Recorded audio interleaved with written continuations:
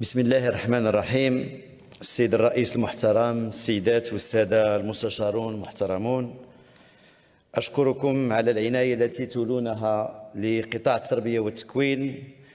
من خلال استدامة حضور قضاياه داخل هذه المؤسسة الموقرة. وأود أن أثمن طرحكم لهذه الأسئلة، وذلك لأن مواضعها تمس مجالا محوريا وحيويا، هو مجال الموارد البشرية التي يتوقف عليها حاضر ومستقبل المنظومة التربوية ببلادنا، مؤكدا لكم استعدادنا الدائم داخل الوزارة من أجل التجاوب مع كافة القضايا التي تثيرونها والتي تجسد الانشغالات حقيقية لمختلف مكونات المجتمع، وخاصة لقطاعاته الاجتماعية والاقتصادية التي تمثلونها. السيدات والسادة المستشارون المحترمون، إذا جاز لي أن أصنف المواضيع والقضايا الواردة في الأسئلة التي تفضلتم بطرحها، فيمكن لي أن أصنفها إلى محورين أساسيين. الأول يهم ملف الأساتذة أطر الأكاديميات، والثاني يهم الحوار الاجتماعي ومطالب بعض الفئات داخل القطاع. لا أخفي عليكم أنه كلما أثير ملف الأساتذة أطر الأكاديميات إلا ووجدت نفسي كل مرة مضطرا لأوضح مسألة أساسية لا يمكن لي السكوت عنها، وأعني بها مسألة التسمية أو التسميات التي صارت تتناسل وتتكاثر. فأحيانا يوصف أصحاب هذا الملف بالمتعاقدين، وأحيانا أخرى بالأساتذة الذين فرض عليهم التعاقد، وهو أمر مؤسف للغاية، ويعكس إما عدم الاطلاع الكافي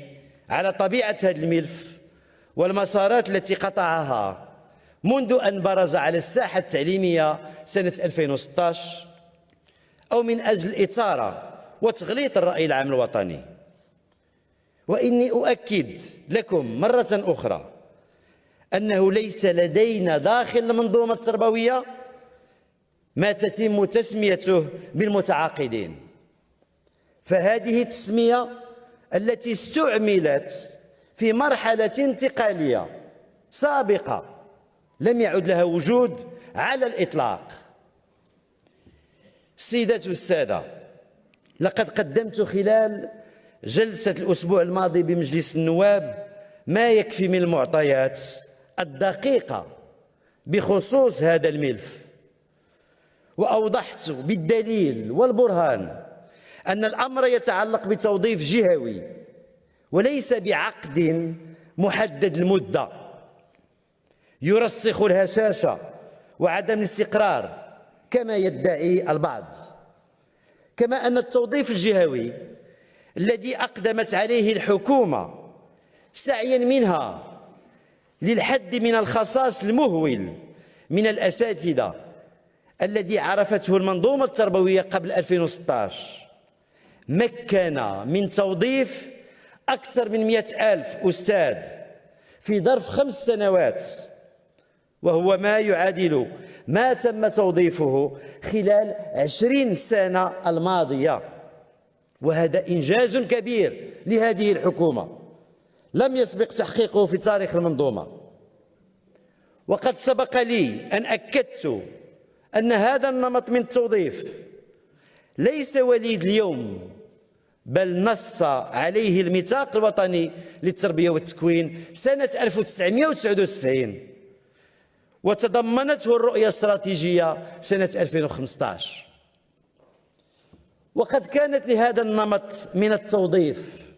آثار إيجابية كثيرة، حيث مكن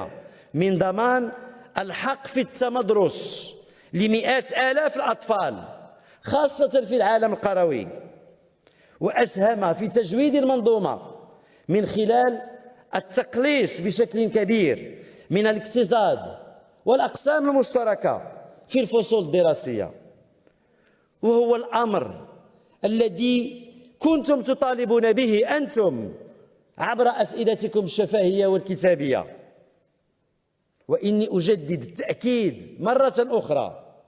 على أن النظام الأساسي الحالي الذي يحتوي على 113 مادة والذي أسقط التعاقد بصفة نهائية في مارس 2019 مكن من إدماج هذه الأساتذة في وضعية نظامية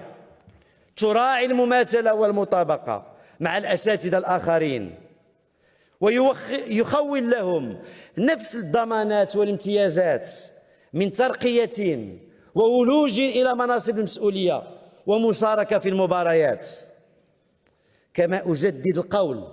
أن الإقبال الكبير والطوعي على مباريات التوظيف التي تعلن عنها الأكاديميات سنويا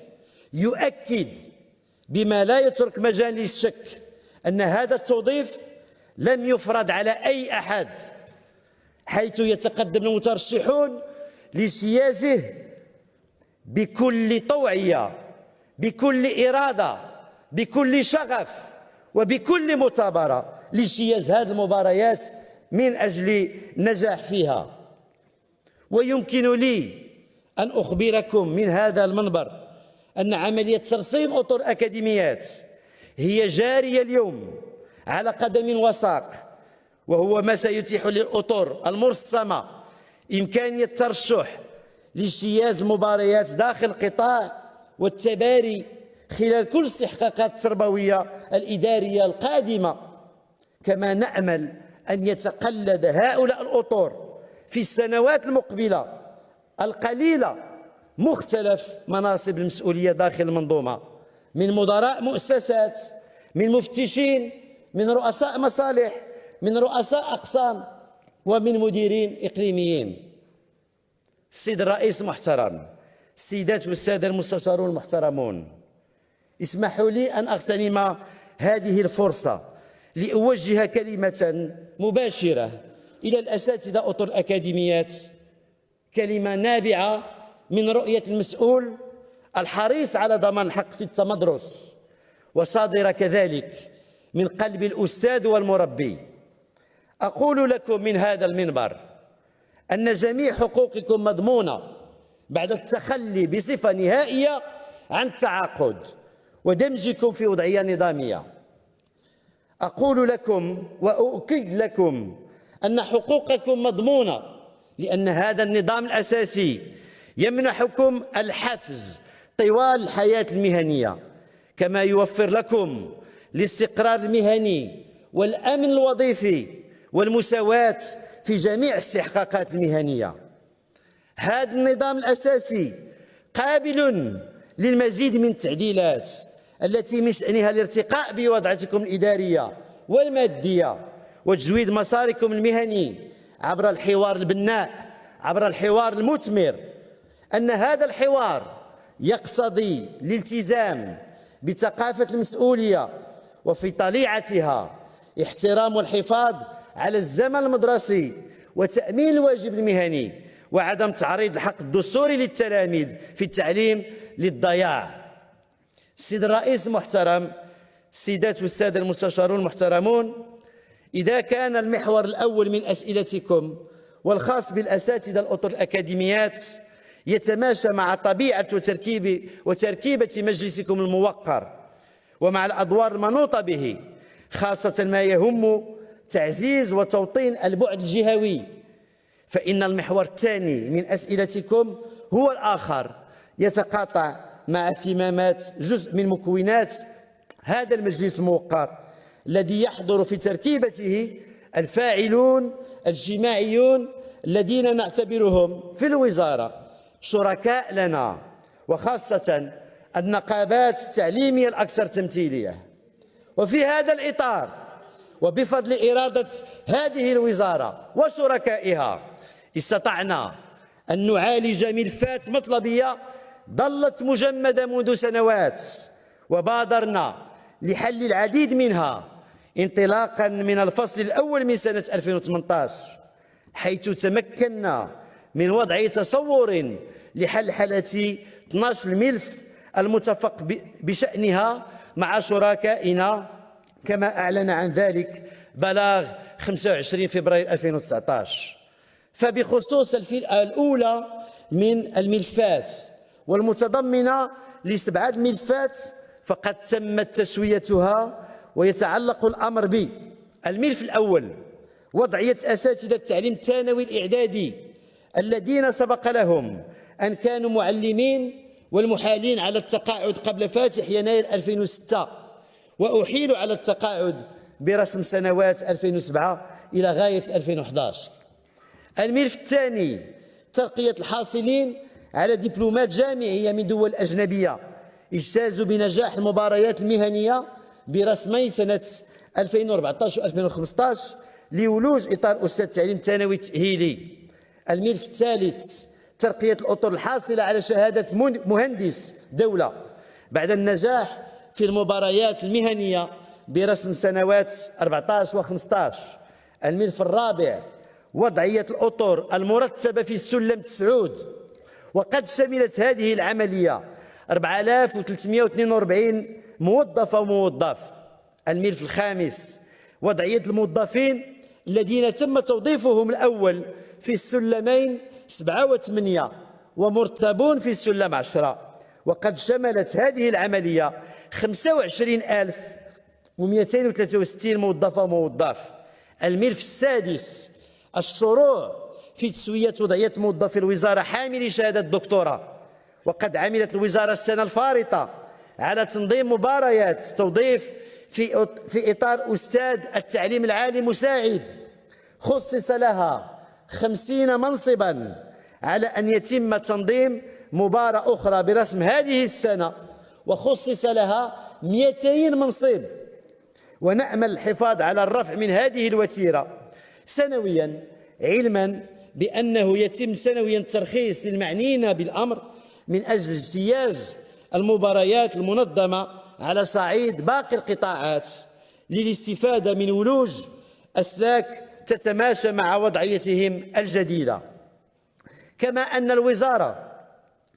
أحالت ملف الموظفين المنتسبين لقطاع التربية الوطنية والحاصلين على شهادة الدكتوراه على لجنة النظام الأساسي لمهن التربية والتكوين من أجل إحداث إطار أستاذ باحث بمشروع النظام الأساسي الجديد المذكور للتولي مهام التنسيق والبحث التربوي. الملف السابع: إصدار سنة 2018 للمرسومين المحدثين لإطار متصرف تربوي، وذلك من منطلق إيماننا بأن هذا الإطار هو الكفيل بتعزيز أدوار القيادة التربوية بمؤسساتنا التعليمية والارتقاء بها. أما بخصوص الفئة الثانية فتضم ملفان هما في المحطات الأخيرة للتسوية، ويتعلق الأمر بملف أطر الإدارة التربوية وملف أطر التوجيه والتخطيط التربوي. فعلى مستوى ملف أطر الإدارة التربوية، والذي سبق لي أن أعطيت وعدا بتسويته، فقد أعدت الوزارة مشروعي مرسومين يتعلقان بإعادة النظر في سلك تكوين أطر الإدارة التربوية، وتمت إحالتهما على وزارة الاقتصاد والمالية وإصلاح الإدارة، وتوصلت الوزارة بجواب يتضمن بعض الملاحظات والتي تمت دراستها، وتم الاتفاق على التسوية النهائية لهذا الملف. أما على مستوى ملف أطر التخطيط والتوجيه فقد عملت الوزارة على إعداد مشروع مرسومين، ويتم التنسيق مع القطاعات الحكومية الأخرى من أجل المصادقة النهائية عليهما، وهو الملف الذي حققت أيضا فيه الوزارة تقدما كبيرا، والذي بات هو الآخر يتيح لمتخرجيه الترتيب في السلم 11 بدل السلم 10 الذي كان معمولا به بالسابق. أما فيما يخص ملفات الفئة الثالثة ويتعلق الأمر بالترقية بالشهادات والأساتذة المكلفين خارج سلكهم الأصلي والمساعدين الإداريين والتقنيين، فهي توجد في طور الدراسة، حيث تقدمت الوزارة بمقترحات تهدف إلى تجويد العرض الذي سبق لها تقديمه وأخذها بعين الاعتبار من طرف القطاعات الحكومية المعنية. هذا ويظل هناك ملف ذو طبيعة خاصة، وأعني به ملف النظام الأساسي الخاص بموظفي قطاع التربية الوطنية، الذي قطعنا مع شركائنا الاجتماعيين أشواطا مهمة في أفق إقراره، وذلك من أجل تمكين موظفي القطاع من نظام أساسي جديد يستجيب للتحولات التي شهدتها مهن التربية والتكوين، ويحد من الفئوية المستشرية في المنظومة. سيد الرئيس المحترم، السيدات والسادة المستشارون المحترمون،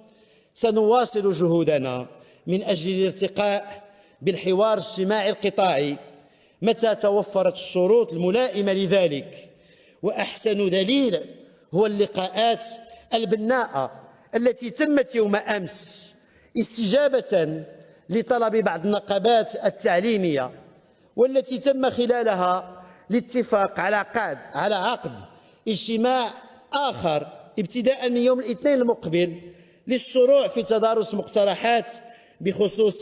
تسوية الملفات المطروحة على طاولة الحوار. ونؤكد مرة أخرى على الاستعداد التام للوزارة للعمل المشترك والحوار المثمر مع النقابات الجادة، والتي تسعى بالأساس إلى بناء الحلول الكفيلة بالارتقاء بوضعية جميع العاملين بالقطاع، وكذا ضمان حق التلاميذ في التمدرس. وفي الختام لا يسعني إلا أن أتوجه بعبارة التنويه والإشادة بالمجهودات الاستثنائية التي بذلها ولا زالت يبذلها جميع الأطر التربوية وجميع الأطر الإدارية بدون استثناء من أجل ضمان الحق في التمدرس لبناتنا وأبنائنا، خاصة في هذه الظرفية العصيبة التي نعيشها، وكذا من أجل الارتقاء بمنظومتنا من خلال الانخراط في جميع مشاريع تنزيل مقتضيات قانون إطار 51/17. والسلام عليكم ورحمة الله وبركاته.